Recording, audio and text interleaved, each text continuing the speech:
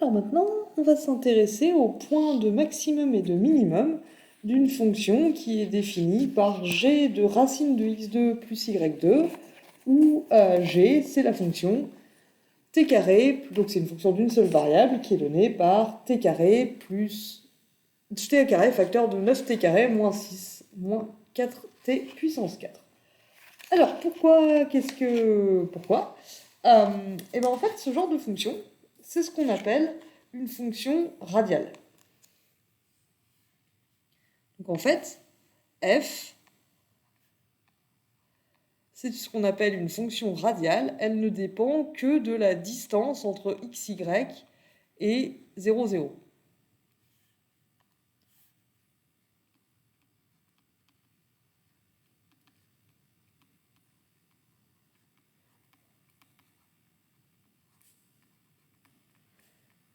Ce que ça veut dire, c'est que la valeur de f de xy, ça ne dépend pas de l'angle qu'on prend à partir de 0, 0, ça dépend seulement de la distance entre le point xy et 0, 0, et pas de la direction à partir de 0, 0. Une autre façon de le dire, c'est qu'en coordonnées polaires, f elle dépend que de r et pas de θ.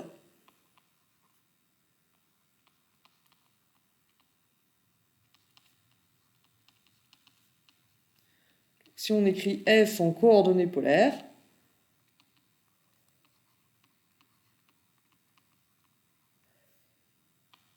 f de r cos θ, r sinus θ, ça va être égal à g de r, c'est-à-dire r carré facteur de 9r carré moins 6 moins 4r puissance 4.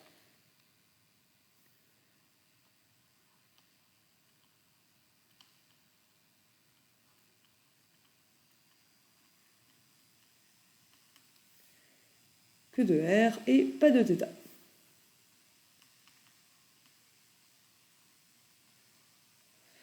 Alors super, mais qu'est-ce que... Et alors allez-vous me dire, parce que nous, ce qui nous intéresse, c'est les maximums et les minimums de cette fonction. En fait, ce que ça veut dire, c'est qu'on peut se ramener à l'étude d'une fonction à une seule variable, parce que du coup, pour savoir où est-ce que f est minimum ou maximum, il suffit de regarder les valeurs que prend la fonction g. Donc pour étudier f,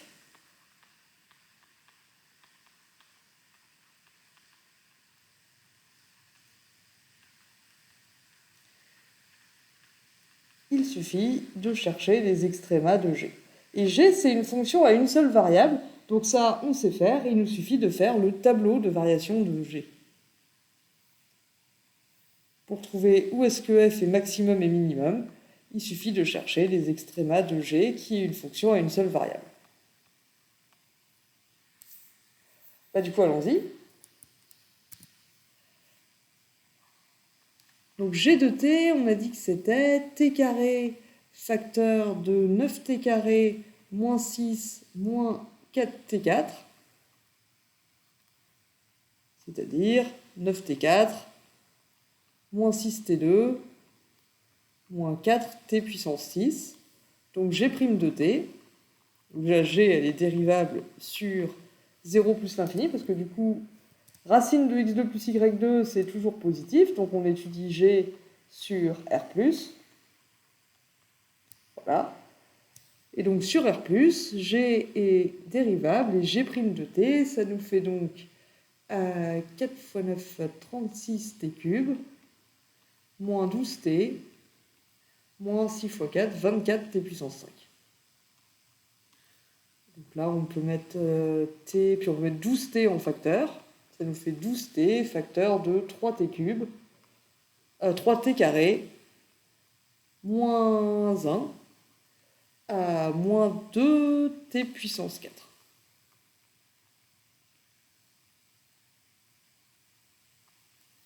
Donc quand est-ce que g' de t s'annule, pour construire le tableau de variation? G' de t, ça fait 0. Si et seulement si, 12t égale 0, ou alors lui égale 0.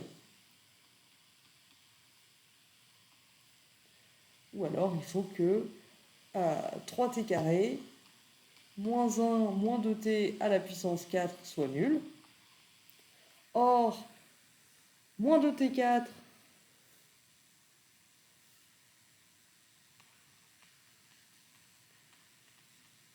plus 3t carré moins 1, c'est un peu comme un polynôme de degré 2, sauf que l'inconnu, ce serait avec x égale t au carré, si vous voulez. Ça nous fait 2t carré au carré. Je ne sais pas si vous connaissez déjà cette astuce-là pour les polynômes qui n'ont que des termes de degré pair, mais on peut les transformer en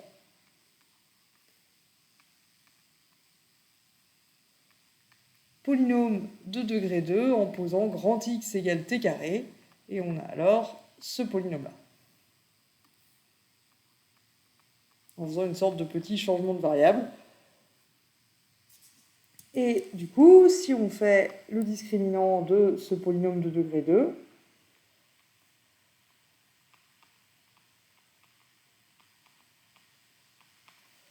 donc b carré, c'est-à-dire 3 au carré, ça fait 9, moins 4 fois a fois c,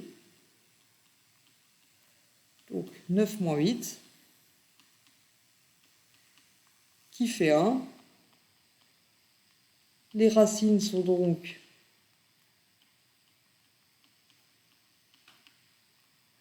x1 égale à moins 3 moins racine de 1 sur 2a, c'est-à-dire sur 4,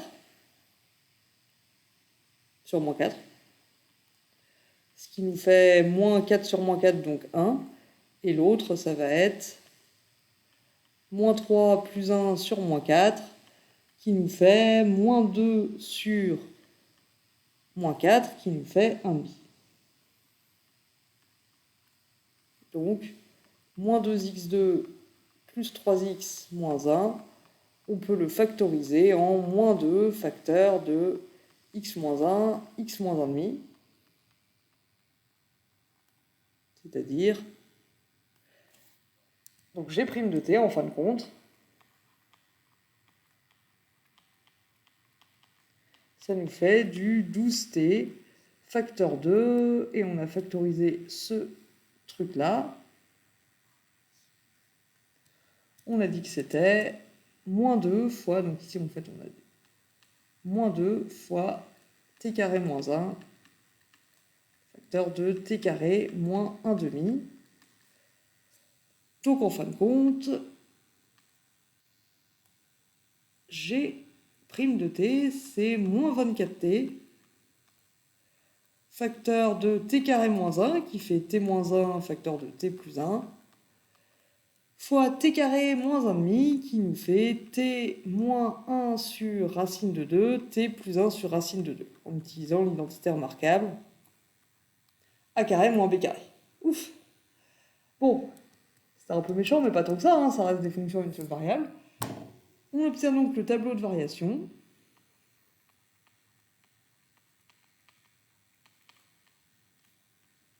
Suivant.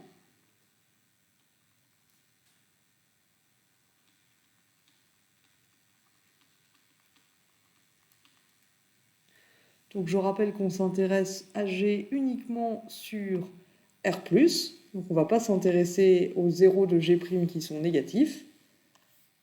Hop là. Donc si on fait le tableau de variation, on va obtenir, alors t va de 0 à plus l'infini.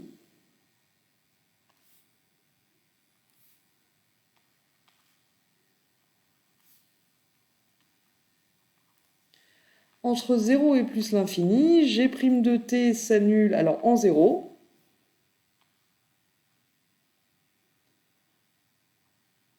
En 1, moins 1 c'est négatif, et en 1 sur racine de 2, donc en racine de 2 sur 2. Racine de 2 sur 2 c'est plus petit que 1, donc on va le mettre là. Toc. Maintenant, entre 0 et racine de 2 sur 2, G' de t, ça va être, donc lui il est positif, lui il est positif, lui il est négatif et lui aussi, et lui aussi, donc ça va être au total positif. Négatif, pardon. Négatif, négatif, négatif. Entre racine de 2 sur 2 et 1, g' de t, donc lui, il est toujours négatif. T-1, il est toujours négatif, et lui, il est positif, donc là, c'est positif. Et enfin, là, pour t plus grand que 1, lui, il est négatif, lui, il est positif, et lui, il est positif. Donc on a du positif ici. Ce qui nous donne les variations de g. G, donc, c'est une fonction qui, à partir de 0, décroît, puis croît, puis redécroît. Alors maintenant, il n'y a plus qu'à regarder les valeurs qu'il faut mettre sur les pointes de toutes ces montagnes-là. En 0, g de 0, ça fait 0. Hop là, on arrête avec les flèches maintenant.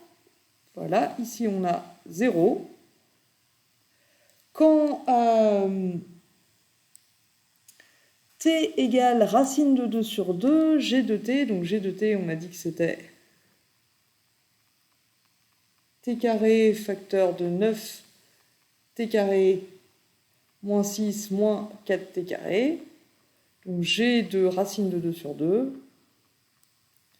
ça nous fait 1 demi fois 9 demi moins 6 moins 4 fois 1 quart.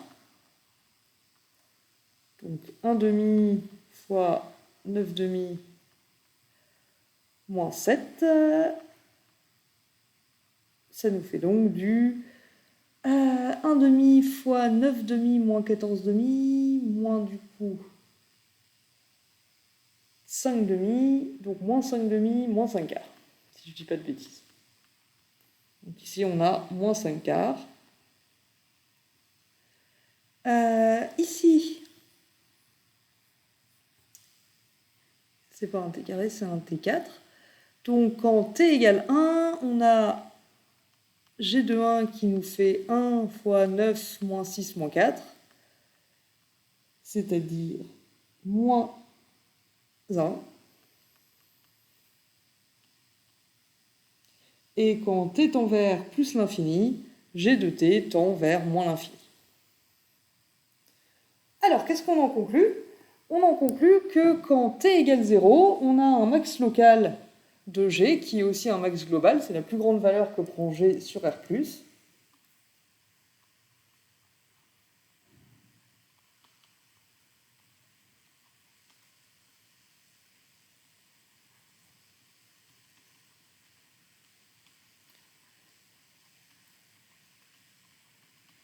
Qu'est-ce qu'on en déduit? Que pour tout t supérieur ou égal à 0, g de t, c'est plus petit que g de 0. Autrement dit,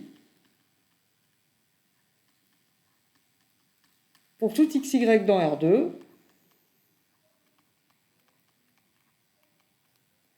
g de racine de x2 plus y2, c'est plus petit que g de 0.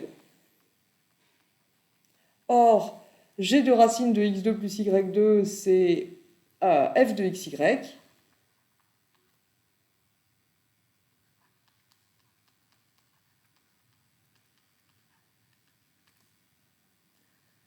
Et g de 0, c'est g de racine de 0 au carré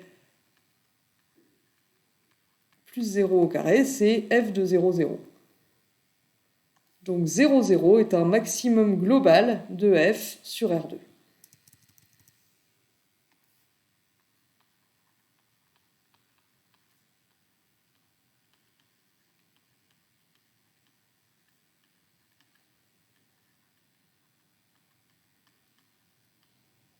Ensuite, on voit que moins 5 quarts est un min local, mais pas global de g, puisqu'il y a d'autres points ici où, comme ça tend vers moins l'infini, ça va être plus petit que moins 5 quarts. Donc t égale racine de 2 sur 2. C'est un minimum local, mais pas global.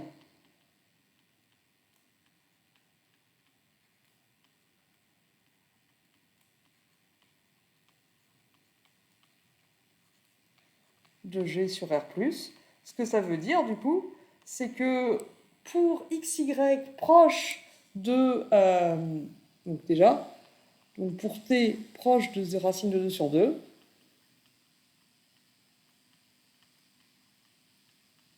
dans un petit intervalle autour de racine de 2 sur 2, g de t va être supérieur ou égal à g de racine de 2 sur 2. Donc, si je remplace t par racine de x2 plus y2, pour xy proche de l'endroit où racine de x2 plus y2 est plus petit que 1, proche du cercle de rayon racine de 2 sur 2,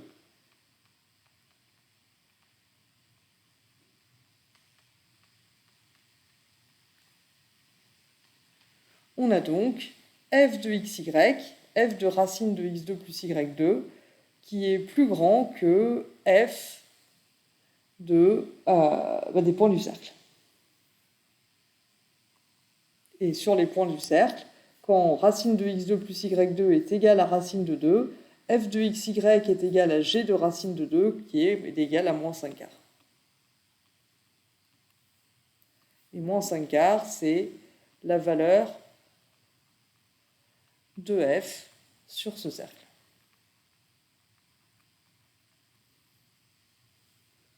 Donc le cercle de centre 0, 0 et de rayon racine de 2 sur 2 est un ensemble de minimums locaux de f.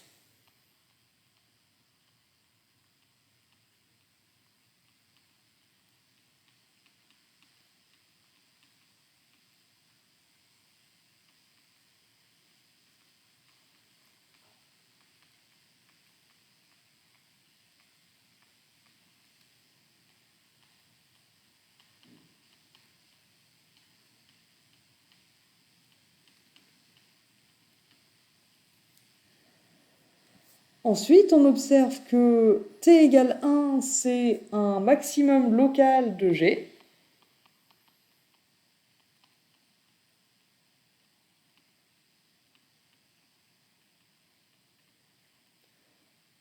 Donc, si racine de x2 plus y2 est proche de 1,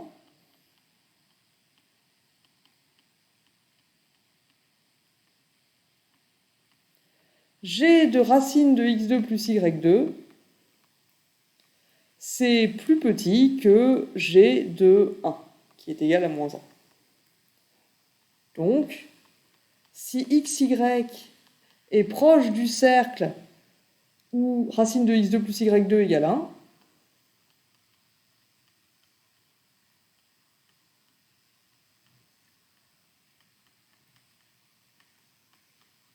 dans ce cas-là, racine de x2 plus y2 est proche de 1. Alors dans ce cas-là, f de xy est plus petit que moins 1, qui est la valeur que f prend pour tous les points du cercle. Pour tous les points de ce cercle-là, du coup, f de xy, c'est f de racine de x2 plus y2, c'est donc g de 1, d'après la définition de f, donc ça fait moins 1.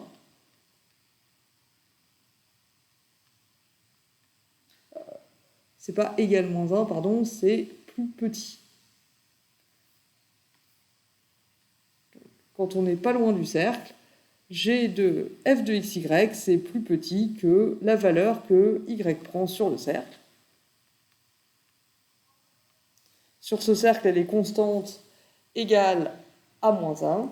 Et donc pour les points proches, elle est plus petite que moins 1. Donc le cercle de centre 0, 0 et de rayon 1, c'est un ensemble de maxima locaux de f.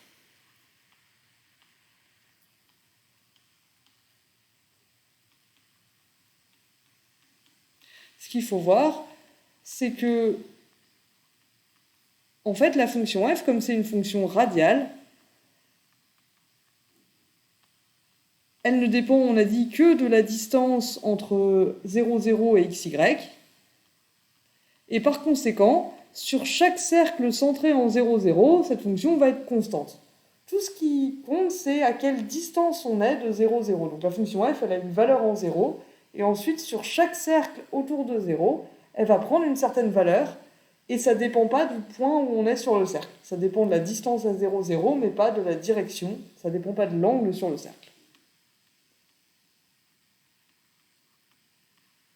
Par conséquent, il y a des points, donc la fonction, elle va faire des choses comme ça. Il y a des cercles où elle va prendre une grande valeur, des cercles où elle va prendre une petite valeur. Et on peut en fait aller dessiner f. Si on la dessine, donc f de xy, c'est racine de x2 plus y2 au carré, donc x2 plus y2, fois 9 racine de x2 plus y2 au carré, donc 9x2 plus y2, moins 6, moins 4, x2 plus y, racine de x2 plus y2 puissance 4, c'est-à-dire racine de x2 plus y2 au carré.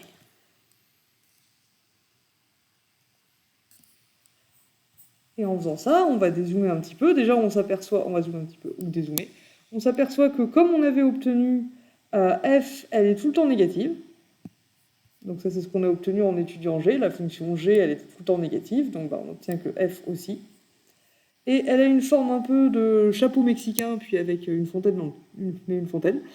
Elle a effectivement son max local et global en 0. En 0, elle est plus grande que tous les autres points. Et après, vous voyez, la fonction f, elle prend une certaine valeur pour chaque cercle. Donc elle descend, en moins 1, Il y a un cercle là dans le creux où elle prend la plus petite valeur localement, puis après elle remonte, donc elle descend, elle arrive, donc on a trouvé que c'était les points où le rayon du cercle c'était racine de 2 sur 2, donc ce cercle là, elle est un petit peu minimale localement, puis ça remonte, puis après ça redescend vers moins l'infini. Et ça c'est le profil qu'on a trouvé pour la fonction g. 0, ici ça faisait moins 5 quarts, après on remonte en moins 1, et après on tend vers moins l'infini. C'est ce qu'on avait obtenu pour le profil de la fonction g, 0, moins 5 quarts, moins 1, moins l'infini. Et du coup, ce que ça veut dire, c'est que f, dans toutes les directions, elle va avoir ce profil-là, avec des cercles comme ça. Ici, un cercle où elle prend des valeurs localement minimales, un cercle où elle prend des valeurs localement maximales, un max global, et après, elle tend vers moins l'infini, donc elle n'a pas de minimum global. J'espère que c'était à peu près clair pour l'étude de cette fonction radiale, et je vous remercie de votre attention.